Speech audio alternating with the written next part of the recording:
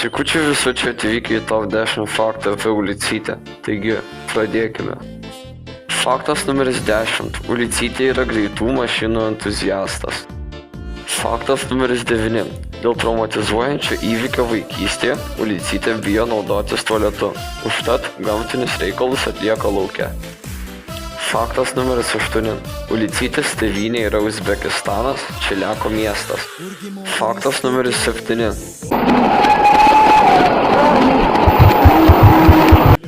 Faktas numeris 6. Ulicytės nosis yra viena iš minkščiausių medžiagų pažįstamų žmonijai. Faktas numeris 5. Visi Ulicytės draugai yra gabūs sporte. Raskevičiūtė futbole, Černytė kovos menuose ir aišku, Ulicytė taip pat yra jaunas ir talentingas krepšininkas. Faktas numeris 4. Atėjus atostogų metai, Ulicytė mėgsta apsilankyti žemiausiame Lietuvos mieste Kiauliekiuose. Faktas numeris 3. Ulicytė yra visiškas mergų magnetas. Jo negali atsispirti jokia pasaulio moteris. Faktas numeris 2.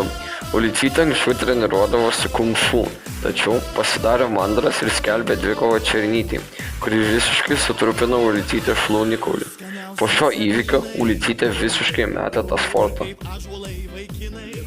Faktas numeris 1. Ulicytė yra taisyklių nepaisantis gangsteris, su kuriuo neverta susipykti. Taigi, ačiū, kad žiūrėjote ir iki kito karto.